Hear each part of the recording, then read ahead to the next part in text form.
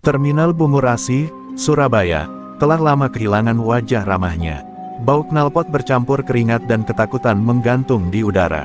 Para sopir duduk gelisah, bukan karena lelah menempuh perjalanan panjang, melainkan karena satu hal yang lebih mengerikan dari macet dan remblong, ormas jalanan.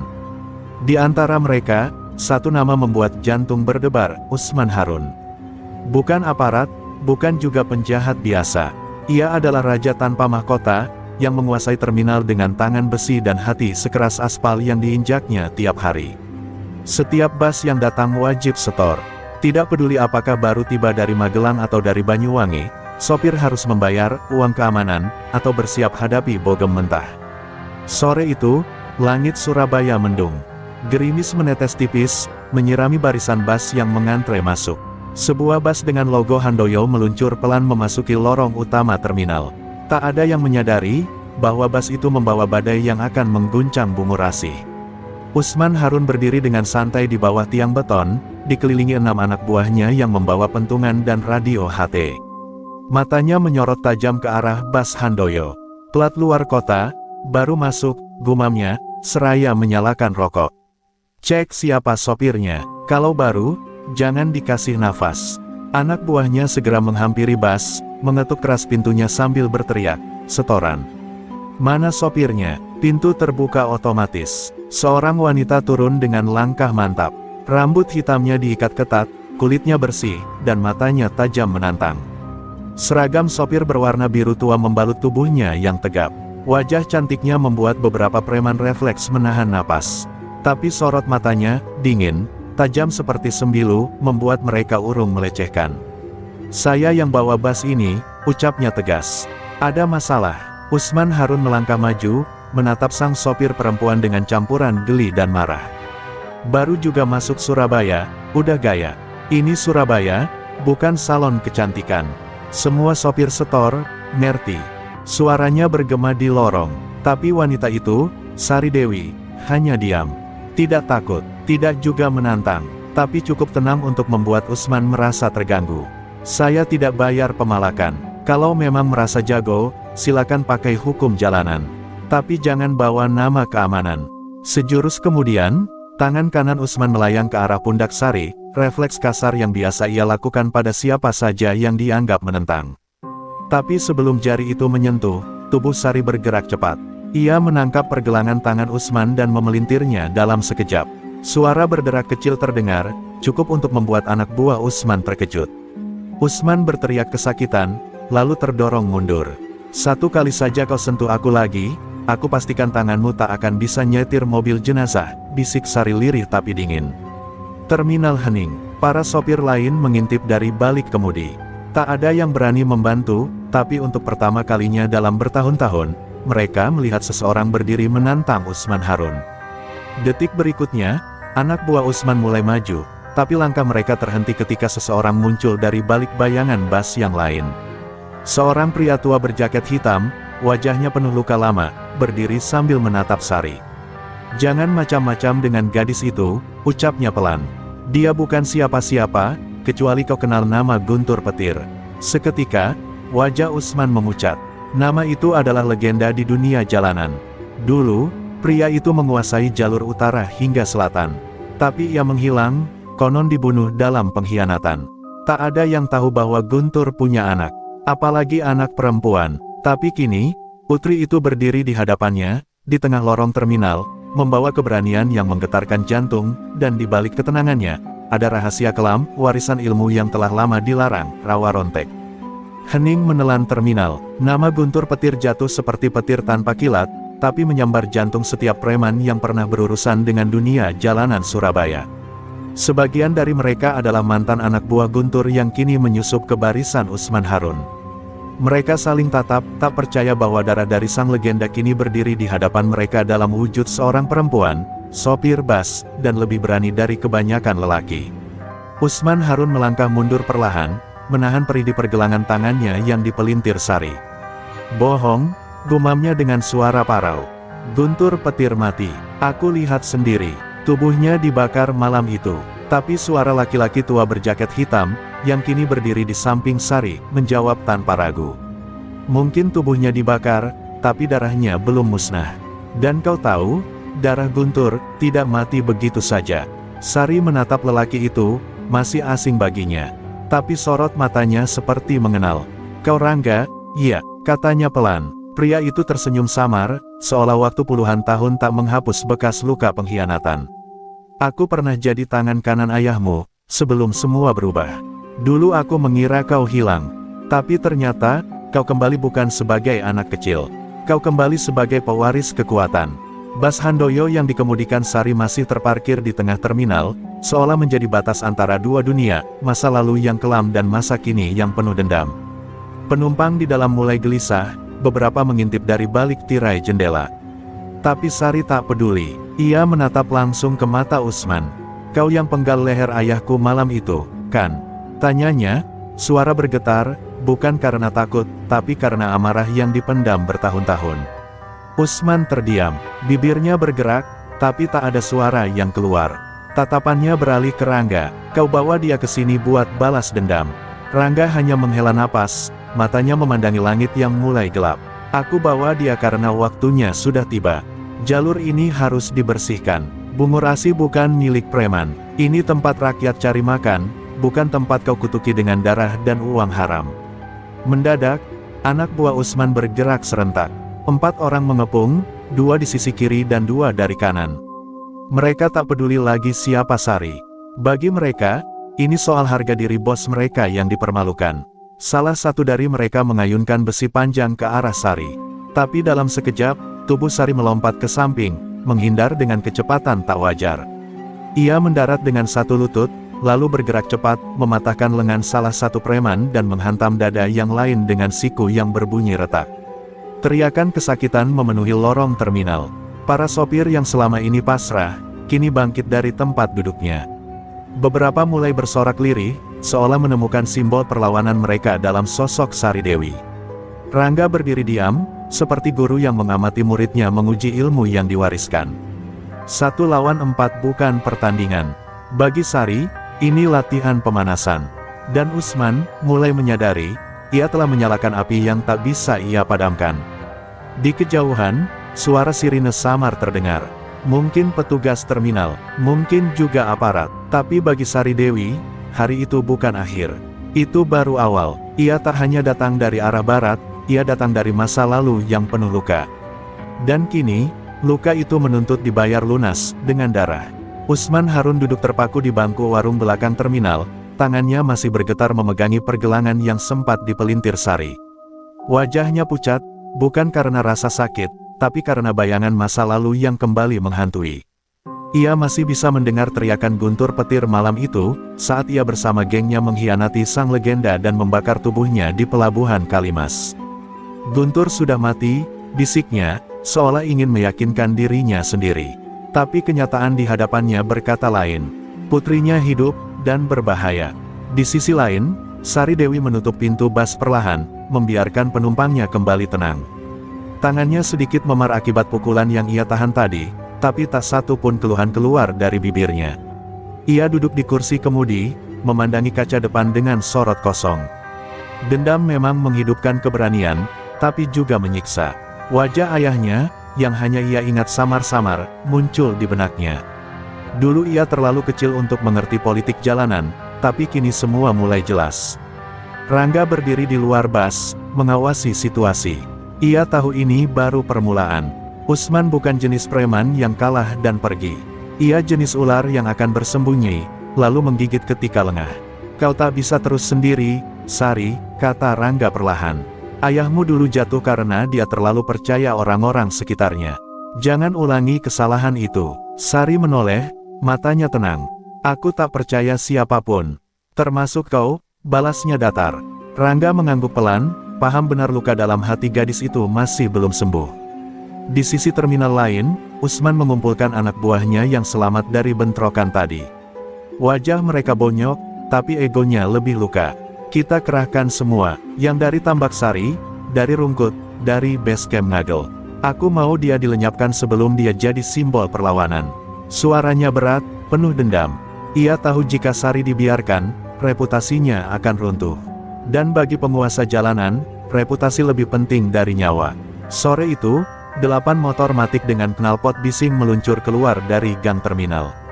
Setiap pengendara membawa pentungan, besi, atau rantai. Mereka bukan sekadar preman, mereka adalah pemburu, dan targetnya adalah seorang sopir wanita. Tapi yang tak mereka tahu, gadis itu bukan daging biasa. Ia adalah warisan dari zaman kekuasaan lama, zaman di mana satu teriakan guntur bisa menghentikan perang antar geng di seluruh Surabaya. Sari tak takut, ia tahu mereka akan datang. Bahkan ia sudah merasakan aura kematian sejak tangannya menyentuh setir bas pagi tadi.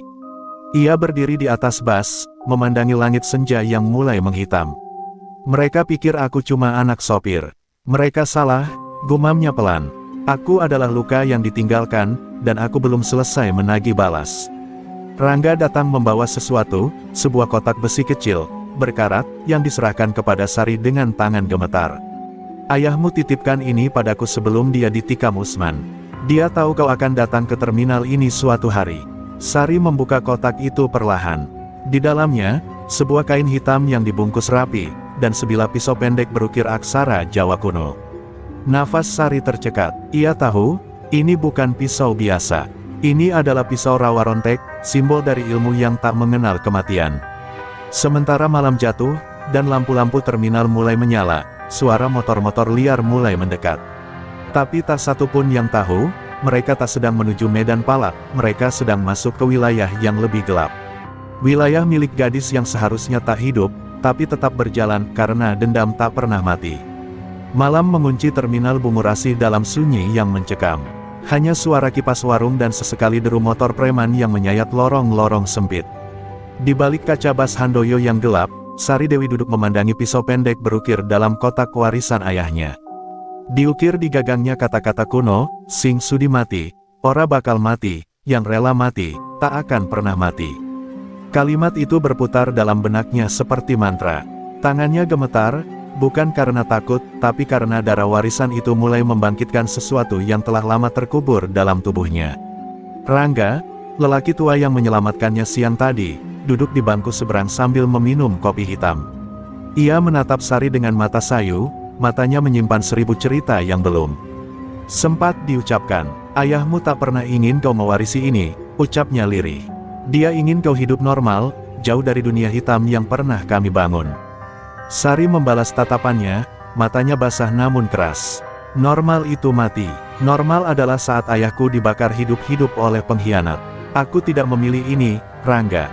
Ini memilihku." Kilasan masa kecil Sari menyambar pikirannya. Ia masih ingat saat digendong ayahnya melintasi rel kereta tengah malam, dikejar orang-orang bertopeng. Ia ingat suara letusan pistol, darah di telapak tangan ayahnya, dan satu kalimat terakhir yang dibisikkan ke telinganya sebelum ia diserahkan ke seorang biksu tua di lereng Gunung Wilis, "Kelak, kalau dunia menamparmu, balas dengan tangan yang tak bisa mati." Saat itu ia belum mengerti. Tapi kini semua terasa masuk akal. Ayahnya menyembunyikannya bukan untuk melindungi, tapi untuk mempersiapkan. Sementara itu, di tempat lain, Usman Harun duduk di ruang belakang sebuah markas kecil di daerah Tambak Sari. Di depannya tergelar peta jalur bas, data supir, dan foto-foto lawas yang menghitam karena usia. Salah satu foto membuatnya terdiam, guntur petir dan dirinya, masih muda, bersanding dalam pesta kemenangan usai menguasai terminal Tanjung Perak tahun 1997. Wajah Usman di foto itu penuh senyum. Tapi kini, senyum itu telah digantikan ketakutan yang ia sembunyikan di balik amarah. "Dia anaknya, dan dia punya rawa rontek," bisiknya, sambil menyalakan sebatang rokok dengan tangan gemetar. Rawa rontek bukan sekadar ilmu kebal. Itu kutukan yang membuat tubuh tak bisa mati selama dendam belum terbalaskan. Konon, orang yang menguasainya bisa hidup setelah ditusuk, dibakar, bahkan ditembak, selama jiwanya belum puas. Tapi itu juga berarti penderitaan abadi. Usman tahu, Guntur pernah hampir gila karena kekuatan itu. Dan kini kekuatan itu berpindah ke Sari, yang membawa dendam berdarah, dendam pada dirinya. Rangga berdiri dari kursinya, lalu menatap Sari yang masih menatap pisau. "Kalau kau betul-betul ingin masuk ke jalur ini, kau harus tahu semua tentang ayahmu," katanya pelan. "Besok, kita ke tempat terakhir Guntur mengubur jejaknya, di rumah tua di kawasan Duku Pakis. Di sanalah semua dimulai, dan mungkin, akan berakhir." Sari mengangguk. Tak ada ragu, tak ada takut. Ia tahu, kebenaran akan membawa luka. Tapi luka itulah yang akan membentuk pedangnya. Di luar, hujan mulai turun. Deras, membasahi aspal terminal yang retak-retak. Tapi bagi Sari, hujan bukan pertanda duka. Itu adalah suara langkah ayahnya yang kembali berjalan di belakangnya, menemani, menuntun, dan memberi kekuatan. Dan di bawah hujan itulah, jejak darah guntur petir mulai terungkap, satu demi satu, mengantarkan Sari ke jalan yang hanya bisa ditempuh oleh mereka yang tak lagi takut mati. Subuh belum genap menyingsing saat Sari Dewi dan Rangga tiba di sebuah rumah tua di kawasan Duku Pakis. Rumah itu berdiri di ujung gang sempit, diapit oleh pohon mangga tua dan tembok beton tinggi yang sudah ditumbuhi lumut. Catnya mengelupas, jendelanya tertutup papan kayu, tapi udara di sekelilingnya berat, seakan rumah itu menyimpan napas dari masa lalu yang tak pernah benar-benar mati. Disinilah ayahmu menyembunyikan naskah ilmu rawa rontek, ucap Rangga lirih. Dan di sini juga, dia mulai kehilangan dirinya. Mereka masuk perlahan, menyusuri lantai kayu yang berderit tiap diinjak. Dinding penuh foto lama. Di salah satunya, Sari melihat dirinya sebagai bayi dalam gendongan seorang wanita, ibunya, yang selama ini hanya ada dalam potongan mimpi. Tapi bukan itu yang mencuri perhatian. Di ruang belakang, terdapat sebuah peti besi hitam. Rangga membukanya dengan kunci kecil yang digantung di lehernya sejak 2 dekade lalu. Di dalamnya, terlipat sehelai kain putih dengan tulisan tangan menggunakan arang dan darah, kitab rawa rontek. Sari membacanya perlahan, tiap kalimat terasa seperti bisikan dari liang kubur. Ilmu itu bukan sekadar tentang kebal atau bangkit dari kematian. Rawa rontek adalah janji antara tubuh dan dendam. Siapapun yang mengucapkan mantranya, tubuhnya tak akan bisa mati, selama musuh utama belum dikalahkan. Tapi kutukannya, rasa sakit akan abadi, luka tak pernah benar-benar sembuh, dan jika dendam tak tuntas, jiwa akan terjebak dalam tubuh selamanya, tak bisa pergi kemanapun, bahkan setelah dunia runtuh. Ayahmu hampir gila karena rawa rontek, ujar Rangga perlahan. Setiap kali dibunuh musuhnya, dia bangkit lagi. Tapi sakitnya tetap, luka-luka itu membusuk, tapi tak mati. Sampai akhirnya, dia menyadari bahwa kekuatan itu harus diwariskan hanya jika benar-benar diperlukan. Sari menunduk, dan dia merasa saat itu sudah tiba sekarang, bisiknya.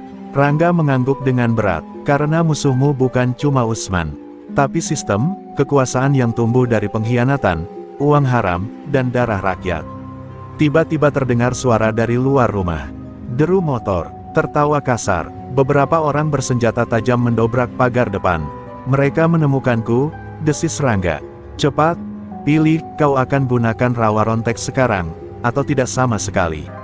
Sari menatap naskah itu, tangannya gemetar. Ia tahu, begitu mantra dibacakan, tubuhnya bukan lagi miliknya. Tapi ia juga tahu, dunia ini terlalu bengkok untuk diluruskan dengan tangan biasa. Ia membuka kain itu, menggigit jarinya sendiri, dan menuliskan namanya dengan darah di bagian akhir teks. Mantranya bukan dibaca, ujar Rangga cepat. Mantranya dirasakan. Kau harus memaafkan rasa sakit, tapi tidak melupakan luka. Kau harus ingin hidup, tapi tidak takut mati. Sari memejamkan mata. Dalam hatinya ia ingat wajah ayahnya, tangis ibunya, dan luka-luka sopir bas yang selama ini dipukul, dipalak, dan diludahi. Dadanya berdenyut keras, dan ketika matanya terbuka, sorotnya telah berubah. Dalam pupilnya kini terpantul kobaran api, dan tubuhnya mulai menghangat, seolah disulut dari dalam. Pintu depan digedor keras. Beberapa preman Usman Harun menerobos masuk dengan parang dan pentungan. Cepat ambil gadis itu, hidup atau mati. Salah satu dari mereka menebas ke arah Sari, tapi sebelum besi itu menyentuh, Sari melompat dengan gerakan tak seperti manusia biasa. Ia mencengkeram lengan si penyerang dan membantingnya ke meja hingga patah. Yang lain menusuk dari belakang, dan ujung pisau menembus perut Sari. Tapi ia tetap berdiri, tersenyum. Darah mengucur, tapi tubuhnya tak tumbang. Selamat datang di dunia rawa rontek, gumamnya, suara berat dan dingin. Satu persatu, para penyerang berlari mundur dengan panik. Tapi Sari tak mengejar. Ia hanya berdiri, menatap langit dari balik jendela pecah rumah tua itu. Ia tahu, pertarungan sebenarnya baru dimulai. Tapi kini, ia bukan lagi sopir wanita biasa. Ia adalah pewaris luka, pembawa dendam, dan makhluk hidup yang tidak bisa mati, sampai semua pengkhianat roboh di kakinya. Keesokan harinya, matahari Surabaya tak bersinar cerah. Langit justru muram, seolah ikut menyerap hawa dendam yang menebal di udara. Di seantero Bungurasi, kabar tentang penyerangan semalam menyebar cepat. Preman Tambak Sari dihajar seorang cewek sopir bus. Tusuk perut gak mati. Begitu bisik-bisik yang beredar di warung kopi, di antara kernet dan sopir. Para ormas mulai gelisah. Mereka tak takut pada polisi, tapi cerita tentang manusia tak bisa mati membuat nyali mereka runtuh dalam diam. Di markasnya, Usman Harun membanting gelas kopi hingga pecah. Wajahnya merah padam, tangannya penuh perban dari insiden kemarin. Ia sadar, ini bukan lagi sekadar soal balas dendam. Ini soal kekuasaan. Jika ia kalah dari satu orang perempuan, maka seluruh jaringan ormas bayaran di Surabaya akan mencibirnya, dan ia akan dicopot dari singgasananya sebagai raja jalanan. Bakar jalur itu, hancurkan semua bas Handoyo yang masuk Bungurasi. Aku mau dia keluar dari persembunyian. Teriaknya pada anak buahnya yang berdiri ketakutan. Di tempat lain, Sari Dewi berdiri di atas atap busnya yang kini terparkir di halaman bengkel tua milik Rangga. Tubuhnya masih menahan sakit bekas tusukan malam sebelumnya, tapi luka itu hanya seperti nyeri biasa. Dagingnya tetap robek, tapi darah berhenti sendiri. Dingin, tak ada nanah, tak ada infeksi. Rawa rontek tak menyembuhkan, tapi juga tak membunuh. Ia mulai mengerti, tubuhnya bukan lagi miliknya sepenuhnya. Dendam telah menjadi bahan bakar setiap detak jantungnya. Rangga datang membawa berita, Usman mulai membakar bus-bus jalur timur. Satu unit Handoyo di Jombang dibakar abis, sopirnya masuk rumah sakit. Sari menggertakkan gigi, matanya merah, tapi ia tak langsung menyerang. Ia tahu, membalas secara membabi buta hanya akan membuatnya sama seperti mereka. Ia menatap peta terminal, mempelajari pola-pola patroli ormas. Malam ini kita balikkan keadaan. Bukan mereka yang mengejar kita, tapi kita yang memburu. Sementara itu, 8 orang berseragam ormas berjalan congkak di area keberangkatan terminal Bungurasi. Mereka menghentikan setiap bus, menamparkan sopir, menendang pintu bagasi. Mereka pikir tak akan ada perlawanan. Hingga tiba-tiba, dari salah satu bus kosong yang mereka geledah, muncul bayangan hitam. Sari Dewi, mengenakan jaket kulit warisan ayahnya, melompat keluar dan langsung menghantam 2 preman sekaligus dengan tendangan memutar.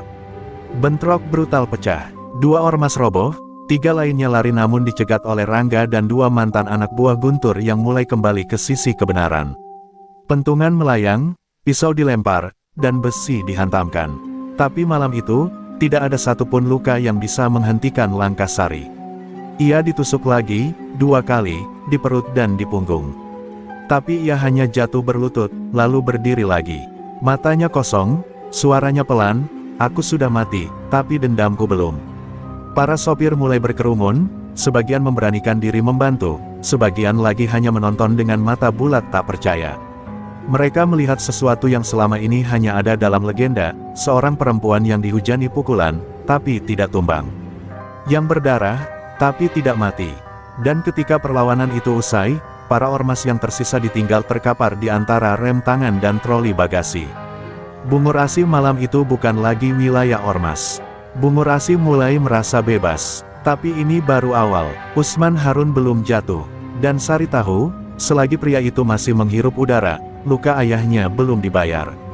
Ia naik kembali ke bus, menatap ke arah jendela, ke langit Surabaya yang mulai cerah. Tapi bukan cahaya yang ia tunggu, melainkan malam yang berikutnya, saat ia akan mulai menyerang jantung kekuasaan Usman. Terminal bukan lagi hanya tempat transit. Terminal adalah medan perang. Malam menjelang lagi di Surabaya, namun suasananya berbeda. Bungurasi kini dicekam bukan oleh ketakutan terhadap ormas, melainkan oleh ketegangan akan kemunculan sosok yang konon tak bisa mati. Para preman mulai ragu patroli. Banyak yang memilih menghilang, menyamar sebagai tukang parkir atau sopir bayangan.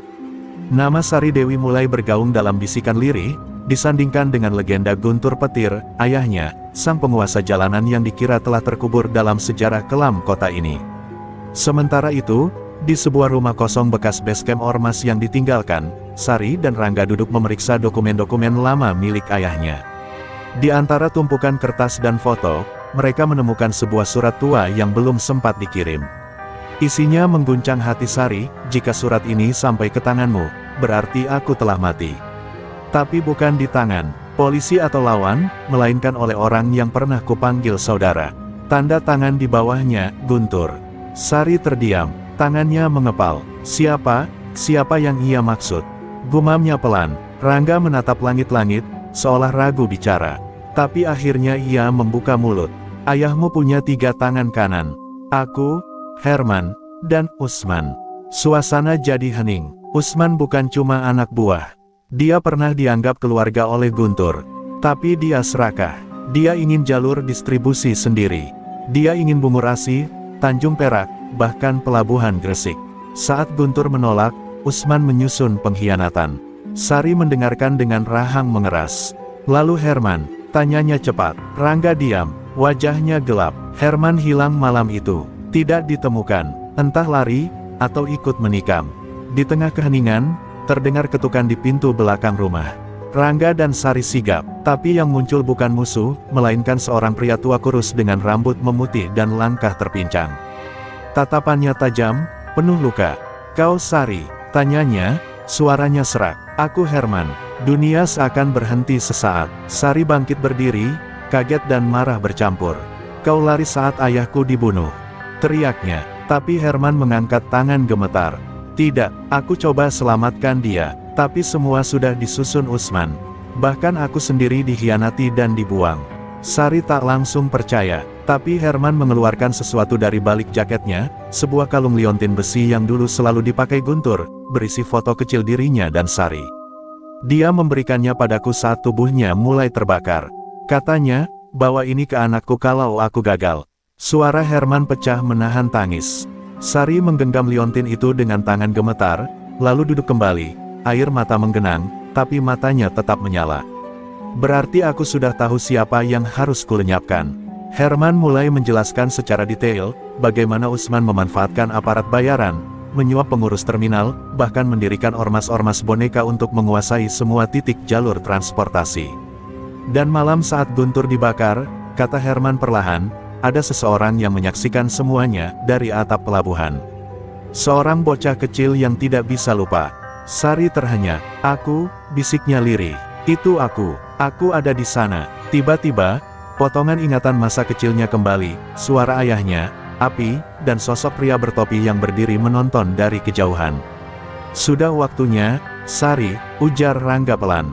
Bayangan masa lalu sudah berkumpul semua. Pengkhianatan telah lengkap. Sari berdiri perlahan, memegang liontin ayahnya, pisau rawa rontek terselip di pinggang.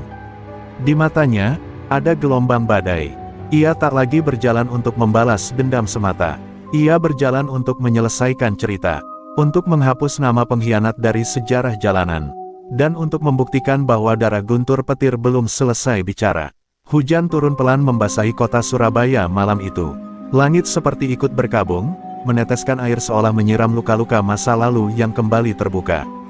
Di bawah jembatan layang Ngagel, tempat dulunya Guntur Petir menggelar pertemuan rahasia dengan para anak buahnya, kini kembali berdenyut.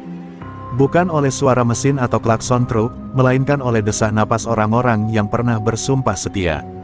Malam itu, orang-orang lama muncul satu persatu. Wajah-wajah penuh luka dan kebencian. Sari Dewi berdiri di tengah mereka. Di kiri Rangga, di kanan Herman, dan di hadapannya, 8 orang mantan pengikut Guntur, kini sudah menua, tapi sorot matanya masih tajam. Ada Pak Togar dari Tambak Sari, Mbok Lusi si jagoan sabetan parang dari Rungkut, dan Genta, pengatur jalur logistik era Guntur yang hilang sejak penyerbuan terminal 12 tahun silam. Mereka datang bukan karena ingin perang, tapi karena tahu, Usman Harun telah melewati batas terakhir. Anak itu, anak Guntur, bisik Togar lirih sambil menatap Sari. Dia berdiri di tempat yang dulu kami tinggalkan. Dan dia belum tumbang. Sari mengangguk perlahan. Ia tak butuh banyak kata. Ia menunjukkan liontin peninggalan Guntur, lalu menarik pisau rawa rontek dari balik pinggang. Cahaya bulan memantul di bilah besi hitam itu. Semua yang melihat, tahu betul, itu bukan senjata biasa. Aku tak ingin jadi legenda, ucap Sari dingin. Aku hanya ingin menuntaskan cerita bapakku yang kalian biarkan mati sendirian. Hening menyelimuti. Tapi lalu Lucy bicara, suaranya pelan namun tajam. Kalau kau berdiri untuk Guntur, maka kami akan berdiri di belakangmu. Yang lain mengangguk. Genta menggelar peta terminal dan jalur distribusi gelap Usman Harun. Mereka mulai menyusun strategi. Satu persatu titik lemah Usman diidentifikasi, gudang senjata di Margomulyo, markas pemerasan di Kalimas, serta jalur uang lewat pasar burung di Beratang. Kalau kita lumpuhkan ini dalam semalam, Usman akan jatuh, kata Rangga penuh semangat. Namun di tengah perencanaan itu, muncul satu nama yang membuat suasana berubah tegang, Andra, anak buah Usman paling loyal, yang dikenal bengis dan licik. Dia yang sekarang jadi perisai utama Usman. Tanpa menjatuhkannya dulu, kita tidak akan bisa mendekati pusat kekuatan, kata Herman. Sari hanya tersenyum tipis. Kalau dia perisai, aku adalah badai. Tapi diam-diam, di dalam dadanya, muncul keraguan. Andra adalah nama yang pernah ia dengar saat kecil. Nama yang pernah akrab dalam telinganya. Malam itu ditutup dengan satu sumpah di bawah jembatan. Di antara suara hujan dan gemuruh truk dari kejauhan, Sari berdiri di tengah lingkaran mereka. Ia menusukkan pisaunya ke tanah, dan yang lain mengikutinya. Kita bukan geng, bukan ormas. Kita keluarga yang dikhianati, ucapnya. Dan mulai malam ini, Surabaya akan tahu siapa yang sesungguhnya punya jalanan ini. Saat semua bubar dan langit mulai cerah, Sari menatap jauh ke arah timur. Ada bayangan di pikirannya, sebuah siluet lelaki muda berjaket kulit hitam yang dulu menggendongnya kecil sambil tertawa. Andra, gumamnya, kalau kau benar orang itu, maka perang ini tak akan semudah yang kupikirkan. Perjalanan menuju pembalasan telah dimulai, tapi di sepanjang jalannya, kenangan masa kecil dan darah pengkhianatan mulai menyatu menjadi satu labirin yang lebih gelap. Subuh belum juga datang ketika Sari, Rangga, dan kelompoknya mulai bergerak. Jalanan Surabaya yang biasanya padat mulai terasa lengang, seakan tahu badai akan datang. Target pertama, gudang senjata Usman Harun di Margomulyo. Disinilah para preman kerap mengisi senjata tajam dan airsoft gun untuk aksi mereka. Kita harus masuk senyap, kata Genta tegas. Namun bahkan sebelum mereka mendekat, mereka sadar mereka sudah terlambat. Gudang itu sudah kosong, hangus terbakar, masih tercium bau solar dan plastik meleleh. Ada yang membocorkan rencana kita, gumam Rangga, wajahnya tegang. Herman memeriksa puing-puing dengan tatapan muram. Ini bukan kebetulan, Usman tahu kita akan menyerang. Dia bakar gudangnya sendiri, menghilangkan jejak, lalu menyusun perang terbuka. Sari menatap sekitar. Di dinding yang setengah gosong, ada coretan baru dengan cat semprot merah. Aku tunggu di Beratang, anak guntur. Andra, nama itu kembali menghantam dada Sari seperti gelombang laut yang menghantam karang. Mereka mundur ke markas sementara di gudang tua dekat stasiun. Di sana, suasana mencekam. Semua orang tahu, ada mata-mata di antara mereka. Tapi siapa? Genta, Lucy, atau bahkan Herman? Sari tak ingin berpikir buruk, tapi kenyataan tak bisa dibantah. Kita cuma punya satu kesempatan lagi. Pasar burung Beratang. Jika gagal, Usman akan memburu kita satu-satu, kata Togar.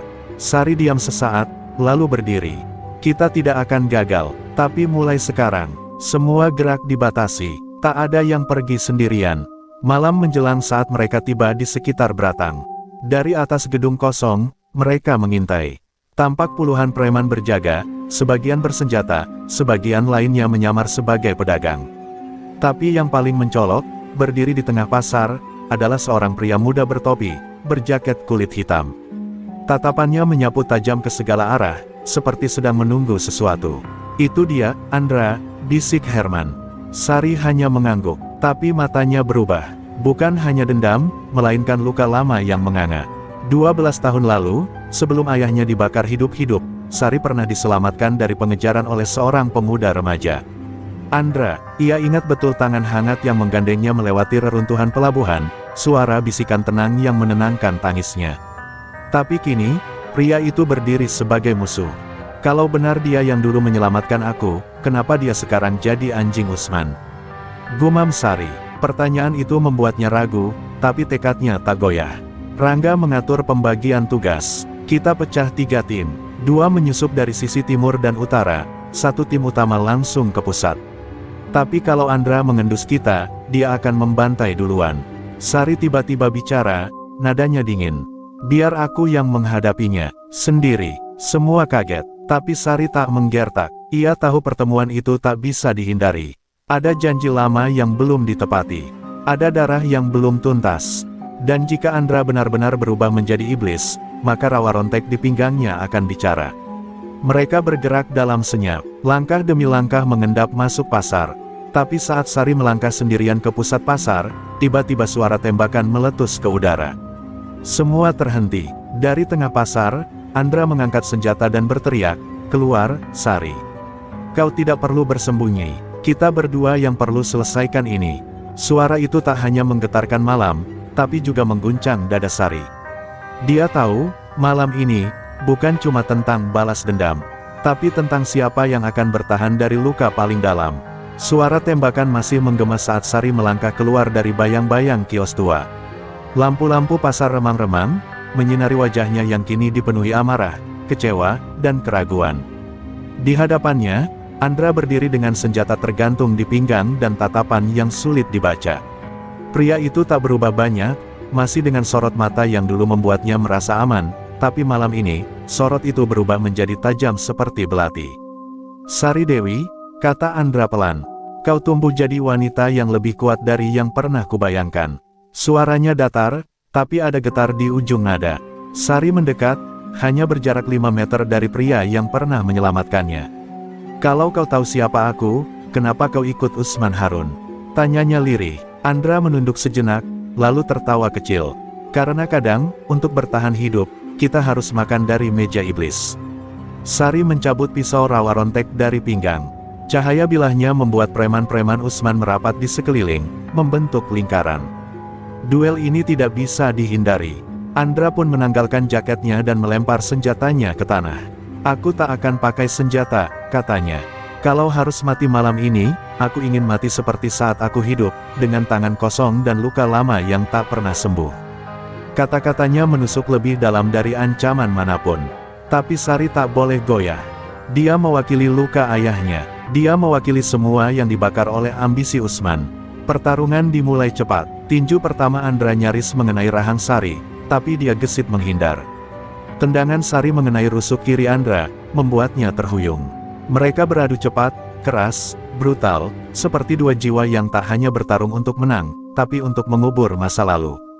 Setiap pukulan membawa dendam, setiap gerakan menyimpan kenangan, dan di antara napas mereka yang berat, ada sesal yang tak bisa mereka ucapkan. Tiba-tiba, Andra terjatuh. Sari menempelkan ujung pisau rawa rontek ke lehernya. Semua preman bersiaga, tapi tak satu pun berani mendekat. "Kau bisa mati malam ini," ucap Sari dingin. "Tapi sebelum itu, jawab aku satu hal, waktu ayahku dibakar, kau ada di mana?" Andra menatapnya, mata berkaca. "Aku, dikurung Usman, karena aku mencoba menyelamatkan Guntur. Tapi aku kalah, dan setelah itu, aku dipaksa jadi anjingnya." Air mata Sari jatuh tanpa izin. Tapi pisaunya tetap di tempatnya. "Kau lihat dia mati. Kau dengar jeritannya." Andra mengangguk pelan. "Dan aku dengar satu-satunya yang dia sebut sebelum terbakar abis, adalah namamu." Dunia seperti runtuh di telinga Sari. Segala yang dia pendam bertahun-tahun tumpah seketika. Ia menarik pisaunya perlahan. Tidak membunuh, tapi meninggalkan luka sayat di pipi Andra. "Itu, untuk membuatmu selalu ingat, bahwa kau pernah berdiri di antara dua pilihan, dan kau memilih diam." Andra terkulai, napasnya tersengal. "Lalu sekarang, kau akan habisi mereka semua." Sari berdiri, menatap sekeliling. "Aku tak akan habisi kalian," katanya lantang. "Tapi aku akan habisi Usman Harun. Dan siapapun yang masih berdiri bersamanya, akan kuanggap musuh." Beberapa preman tampak ragu. Melihat pemimpinnya kalah, kepercayaan mulai runtuh. Dan malam itu, tanpa harus menumpahkan lebih banyak darah, Sari memenangkan duel yang lebih dari sekadar fisik, tapi duel hati, sejarah, dan pengkhianatan. Saat ia melangkah pergi bersama Rangga dan yang lain, Andra hanya bisa menatap punggungnya menjauh, sembari menahan luka dan tangis yang selama ini dikubur. Untuk pertama kalinya, pria itu merasakan kehilangan yang tak bisa disembuhkan. Dan di kejauhan, seorang mata-mata diam-diam memencet tombol pada walkie-talkie-nya dan berbisik, "Sari Dewi sudah mulai bergerak." Usman harus tahu. Langit Surabaya diselimuti mendung kelabu, seolah ikut menahan napas menantikan pertumpahan darah yang sebentar lagi tak terelakkan. Setelah duel dengan Andra, nama Sari Dewi semakin menggema di antara para preman dan ormas jalanan. Banyak yang mulai meragukan kepemimpinan Utsman Harun. Tapi kekuasaan Utsman tidak dibangun dari rasa hormat, melainkan dari rasa takut. Dan ketika takut mulai luntur, Utsman tahu satu hal, dia harus menyerang lebih dulu, atau lenyap selamanya. Di markas tersembunyi di kawasan Tambak Bayan, Sari dan pasukannya berkumpul di ruang sempit yang dulu digunakan ayahnya, Guntur, sebagai tempat menyusun rencana. Di dinding, masih tergantung foto Usang. Guntur duduk bersama anak buahnya, sebagian besar kini sudah mati, kecuali satu, Pak Genot, sosok tua yang dulu disebut tangan kiri Guntur. Rambutnya telah memutih, tubuhnya membungkuk, tapi sorot matanya masih menyala. Utsman itu bukan sekadar preman, Sari, katanya parau. Dia itu raja, dan sarangnya tak bisa ditembus dengan kekuatan saja. Sari mendekati meja kayu dan membuka peta wilayah. Aku tidak akan menunggu dia menyerang. Kita habisi dia duluan, kalau kita tahu di mana sarangnya. Pak Genot tersenyum samar, lalu mengetuk sebuah titik kecil di peta. Gedung kosong di pelabuhan Kalimas. Dulu tempat penyimpanan kontainer ilegal. Sekarang jadi markas utama Utsman. Tapi dia hanya percaya pada satu pintu masuk, terowongan lama yang pernah dibangun ayahmu. Suasana hening. Semua mata memandang Sari, menanti keputusan. Tapi di matanya, sudah ada api. Sementara itu, di dalam markas Utsman Harun, suasana berbeda. Andra berdiri dengan kepala tertunduk. Wajahnya masih menyimpan bekas luka sayatan rawa rontek. Utsman menghampirinya, rokok menyala di tangan. Aku beri kau kepercayaan, Andra. Tapi kau malah membiarkan dia hidup, gumam Utsman, suaranya seperti racun. Andra tidak menjawab, tapi tatapannya mulai berubah. Bukan lagi tunduk, tapi penuh api. Dan Utsman tahu, dia mulai kehilangan kendali. Malam itu, Sari, Rangga, Herman, dan 12 orang terpilih menyusup lewat terowongan gelap yang berlumut dan bau darah masa lalu. Langkah mereka teratur, senyap, seperti bayangan yang siap mencabik kegelapan. Di ujung terowongan, mereka melihat cahaya samar. Genta memberi isyarat, 3, 2, 1. Mereka menerobos masuk, tapi yang mereka temukan bukan Utsman, melainkan jebakan. Puluhan tong minyak terbuka, dengan sumbu api menyala pelan. Mundur, teriak Togar, terlambat. Ledakan besar mengguncang markas bawah tanah. Dinding bergetar, debu beterbangan, dan jerit kesakitan menggema. Sari terpental ke dinding, tubuhnya terhantam reruntuhan. Namun dari balik asap, suara tawa menggema, suara Utsman Harun dari pengeras suara. Selamat datang di sarangku, anak Guntur. Semoga kau suka kejutan pertama. Suara itu membuat dada Sari bergetar. Tapi bukan karena takut, melainkan karena kemarahan yang sudah mencapai titik tak bisa dibendung. Dengan tubuh terluka, Sari berdiri perlahan. Di sekelilingnya, pasukannya berserakan, sebagian terkapar, sebagian masih sadar. Darah mengalir dari pelipisnya, tapi rawa rontek masih tergenggam erat. Kita tak akan mati di sini, katanya, suaranya dingin dan tajam. Utsman pikir dia bisa menjebak kita. Tapi dia lupa satu hal, aku anak dari Guntur, bukan bangkai yang bisa dikubur dengan mudah. Dan malam itu, di bawah reruntuhan dan debu, Sari bersumpah, sarang iblis akan runtuh. Dengan darah atau dengan nyawa, suasana mencekam menyelimuti lorong reruntuhan markas bawah tanah itu. Bau asap, tanah terbakar, dan darah bercampur dalam kegelapan.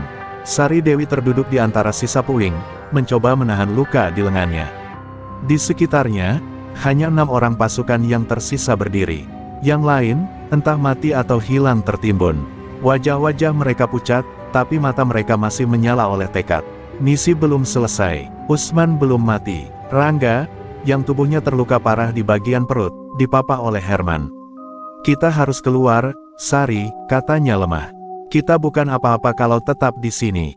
Tapi Sari diam, matanya menatap dinding retak yang tertutup jelaga. Dia tak bisa menyerah. Tidak setelah sejauh ini, tidak setelah ledakan itu. Lalu tiba-tiba, dari balik reruntuhan, muncullah satu sosok yang membuat semua yang masih berdiri terpaku, Andra.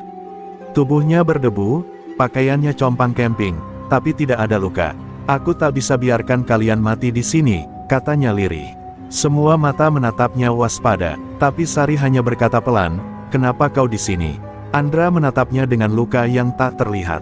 Aku sudah tak percaya Utsman. Aku pernah menyebutnya pemimpin, tapi setelah malam ini, dia bukan apa-apa selain pengecut. Sari menggenggam rawa rontek, antara percaya dan ragu, hatinya masih belum bisa sepenuhnya menerima. Namun waktu mendesak, mereka harus keluar, dan Andra adalah satu-satunya yang tahu jalan pintas keluar dari lorong neraka itu. Di tengah perjalanan keluar, mereka harus melewati lorong sempit dengan genangan air setinggi betis. Nafas mereka berat, dan suara-suara langkah dari belakang membuat semuanya semakin tegang. Tapi justru saat mereka melewati ruangan tua dengan tangga ke atas, terdengarlah bunyi klik kecil, perangkap aktif. Sebelum mereka bisa bereaksi, ledakan kecil mengguncang dinding dan batu besar runtuh, menutup jalan. Andra langsung berdiri paling depan, tubuhnya melindungi Sari. Seseorang sengaja menjebak kita lagi. Sari menatap Andra. Kau bilang kau membelot, tapi jalan yang kau tunjuk malah perangkap. Andra terdiam, lalu dengan suara lirih, dia berkata, aku disuruh pantau kalian. Tapi aku berubah pikiran, aku ingin bantu kalian sekarang. Tapi terlambat, Herman mencabut pistol dan mengarahkan ke Andra. Pengkhianat tak pernah berubah, kita seharusnya tahu. Tapi sebelum peluru dilepaskan, Sari mengangkat tangan. Tidak, kalau dia ingin membunuh kita, dia sudah bisa sejak tadi. Kita butuh dia. Perjalanan dilanjutkan dengan penuh curiga. Setiap langkah adalah taruhannya sendiri. Hingga akhirnya, mereka sampai di ujung lorong yang berakhir di balik bak sampah pelabuhan. Nafas mereka lega untuk sesaat. Tapi yang tidak mereka sadari adalah satu sosok yang sejak tadi berjalan di belakang mereka, Darto. Salah satu pasukan Sari, diam-diam menyalakan alat pelacak di ikat pinggangnya dan membisikkan sesuatu ke walkie-talkie yang tersembunyi. Mereka keluar, lokasi, belakang gudang pelabuhan. Ulangi, mereka keluar. Darto adalah orang terakhir yang diduga akan berkhianat. Ia adalah murid langsung Guntur semasa muda. Tapi malam itu, saat kelompok Sari terseok keluar dari jebakan dan luka-luka, Darto menghilang dari pandangan. Sari tak menyadarinya, dan dari kejauhan, Usman Harun tersenyum licik dari kursi kayunya, sambil menatap layar ponsel berisi titik pelacakan. Bagus, Darto, bisiknya. Biarkan mereka lelah, dan ketika waktunya tiba, aku sendiri yang akan mencabut jantung gadis itu. Cahaya bulan menggantung pucat di langit pelabuhan Surabaya, memantul pada genangan-genangan air hujan yang tertinggal di atas aspal. Angin laut membawa bau asin yang bercampur dengan aroma kematian. Sari Dewi berdiri di atas tumpukan kontainer tua, matanya memandangi jalan keluar yang sunyi. 6 orang yang tersisa bersamanya masih dalam keadaan luka, kelelahan, dan kini, tanpa mereka sadari, telah dikepung. Teriakan pertama terdengar seperti gelegar guntur. Dari arah kiri, puluhan anggota Ormas Usman muncul, mengenakan penutup wajah dan membawa senjata tajam. Dari kanan, suara sepatu bot menghentak aspal. Mereka datang dari segala arah. Sari tahu, Darto telah menjual mereka. Dan kini tidak ada waktu untuk menyesal. Bersiap, teriaknya. Rawa rontek terhunus, sinarnya berkilau tajam di bawah cahaya bulan, seperti janji balas dendam yang belum lunas. Rangga, meski masih terlatih, berdiri di sisi Sari dengan sebilah parang yang patah. 1 lawan 10, iya, katanya sambil tersenyum miris. Herman, berdarah di kening, menepuk pundaknya. 1 lawan 1000 pun, kalau bareng Sari, kita nggak mundur. Sari memandang mereka sejenak, ada luka dalam matanya, bukan karena tubuh, tapi karena kehilangan. Tapi sebelum ia sempat bicara, gelombang pertama serangan datang, dan pertempuran pun pecah. Teriakan, denting senjata, dan jerit kesakitan berpadu menjadi simfoni kelam di pelabuhan malam itu. Sari menari di antara musuh-musuhnya seperti bayangan, rawa rontek membelah udara dan daging. Setiap kali ia jatuh, ia bangkit. Luka di tubuhnya seakan menyatu dengan tanah. Ilmu rawa rontek aktif penuh malam itu, tapi bahkan keabadian pun punya batas ketika hati dihancurkan.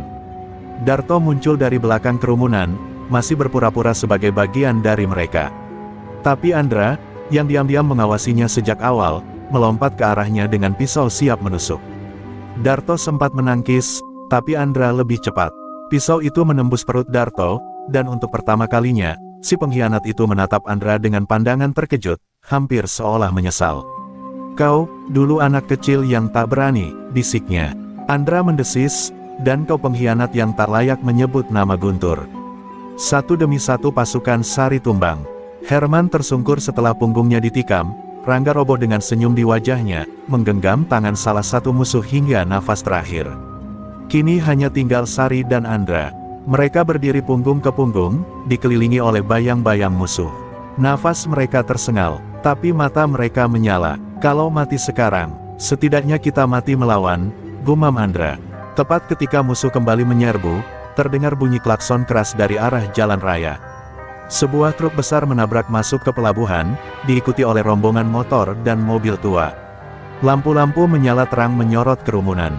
Dari atas truk, sosok tua dengan tongkat besi berdiri, Pak Genot, bersama puluhan mantan anak buah Guntur yang tersisa, yang selama ini sembunyi dalam bayang-bayang.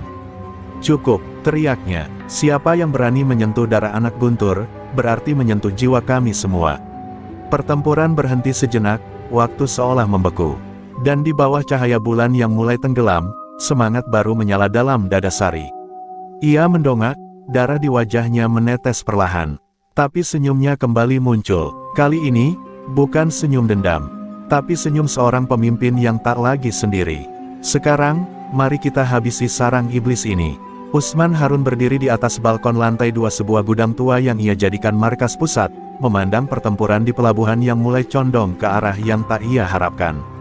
Matanya menyipit saat melihat Pak Genot dan puluhan mantan anak buah Guntur menyerbu dari segala arah. Napasnya berat, tangan kanannya meremas gagang golok warisan, golok petir, senjata pamungkas yang dulu pernah menebas banyak kepala di jalanan Surabaya. Tapi malam ini berbeda. Malam ini, semua kutukan yang ia tanam selama bertahun-tahun mulai menuai darah. Di bawah sana, Sari Dewi memimpin serangan balasan. Tubuhnya berlumuran darah, campuran milik sendiri dan musuh, namun sorot matanya lebih tajam dari sebelumnya.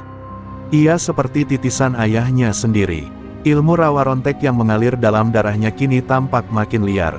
Setiap luka yang diterimanya sembuh dalam sekejap, dan setiap tebasan membawa nyawa. Tapi ada satu hal yang tak sembuh, dendam yang mengendap sejak kecil, sejak ibunya dibunuh di depan matanya oleh anak buah Usman. Pak Genot maju dengan tongkat besinya, menghantam para penjaga yang tersisa.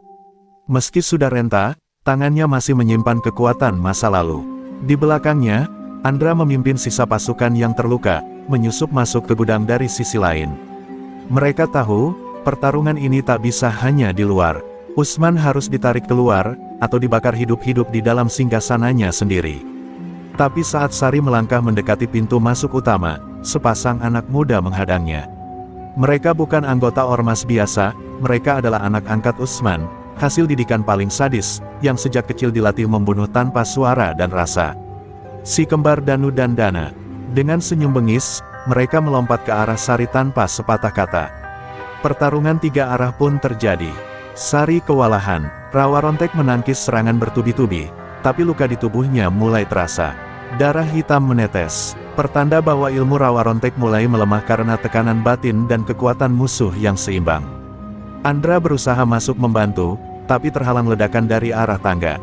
Darto, yang ternyata belum mati, meledakkan salah satu tong bahan bakar sambil tertawa histeris. Tubuhnya hangus sebagian, tapi matanya masih menyala gila. "Aku akan kubur kalian semua malam ini," teriaknya, tapi sebuah peluru menembus kepalanya dari kejauhan. Pak Genot berdiri di ujung lorong, senapan tua di tangannya. "Cukup berisik untuk seorang pengkhianat kecil," gumamnya pelan. Sari akhirnya berhasil menebas leher Dana, namun tebasan Danu menggores perutnya dalam-dalam. Sari jatuh berlutut, darah mengalir deras. Tapi tiba-tiba, sinar putih membungkus tubuhnya. Wajah Guntur muncul sekilas dalam benaknya, seperti roh yang membisikkan kekuatan terakhir. "Nak, ingat siapa kau?" Mata Sari kembali terbuka. Dengan teriakan memecah malam, ia melompat dan menancapkan rawa rontek tepat ke dada Danu. Tubuh Danu terbakar, meledak dalam cahaya. Usman menyaksikan semua itu dari atas, wajahnya pucat. Ia tahu waktunya telah tiba. Ia menuruni tangga, perlahan. Di tangannya, golok petir mulai mengeluarkan aliran listrik kecil, tanda bahwa ia siap bertarung. "Jadi, akhirnya kau datang juga, Sari Dewi," katanya datar. "Mari kita akhiri semua darah ini, dengan darah terakhir yang tersisa." Dan di tengah pelabuhan yang terbakar, 2 bayangan berdiri saling berhadapan.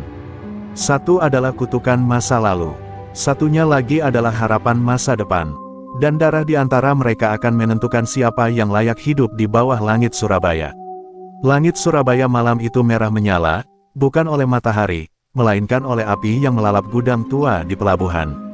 Asap hitam membubung tinggi, seolah mengabarkan bahwa sebuah babak kelam sedang menuju akhir. Di tengah bara dan puing, dua sosok berdiri saling berhadapan.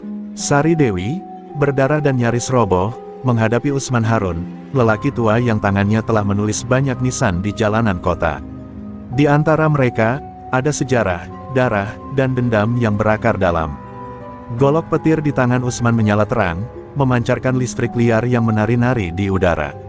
Rawa rontek milik Sari retak di bagian ujung, seperti mencerminkan tubuh tuannya yang juga mulai lelah.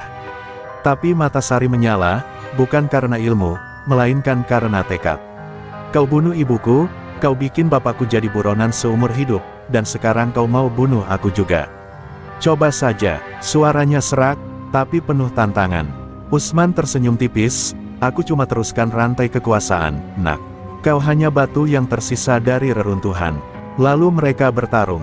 Benturan dua senjata meledak seperti petir menghantam bumi. Setiap tebasan Usman penuh kekuatan, tapi setiap gerakan Sari penuh kelincahan. Golok petir melukai dada Sari, darah segar memercik. Tapi rawa rontek membalas, menorehkan luka panjang di lengan Usman. Tidak ada teriakan, tidak ada keluhan, hanya suara besi bertemu besi dan napas yang makin berat. Ilmu rawa rontek mulai melemah, tapi Sari tidak mundur. Kekuatanmu berasal dari rasa takut. Kekuatan saya, dari yang sudah mati, gumamnya. Di luar gudang, sisa anak buah Guntur dan warga terminal yang pernah ditindas mulai berdatangan, menyaksikan dari kejauhan. Beberapa merekam, beberapa menangis, tapi tak satu pun berani mendekat. Mereka tahu ini bukan pertarungan biasa. Ini adalah pertarungan antara bayang-bayang kota, dan hanya satu yang bisa keluar hidup-hidup. Usman akhirnya kehilangan keseimbangan. Rawa rontek menebas lututnya. Ia jatuh tersungkur, golok petir tergelincir dari genggamannya. Tapi Sari tidak langsung membunuh. Ia menatap lelaki tua itu, dengan napas memburu. Ayahku dulu menahan diri untuk tidak membunuhmu. Tapi dia salah. Aku tak akan ulangi kesalahan itu. Dan tanpa ragu, rawa rontek menghujam tepat ke dada Usman Harun. Tubuh lelaki itu tersentak, lalu diam. Kilatan petir kecil terakhir menghilang bersama nyawanya. Api mulai menjilat dinding gudang. Sari berjalan terlatih keluar, disambut oleh tatapan ratusan mata. Beberapa bersorak, beberapa berlutut. Pak Genot meneteskan air mata. Andra menghampiri dan memapahnya. Kau bukan hanya anak Guntur, kau telah menjadi legenda sendiri, bisiknya. Sari menatap ke langit, yang kini mulai bersih dari asap. Surabaya, akhirnya bebas. Dan di ujung malam, dengan api sebagai saksi dan angin laut sebagai nyanyian penghabisan, sebuah era pun berakhir. Sari Dewi bukan lagi sekadar sopir bas. Ia adalah simbol perlawanan. Warisan api yang membakar ketakutan menjadi keberanian.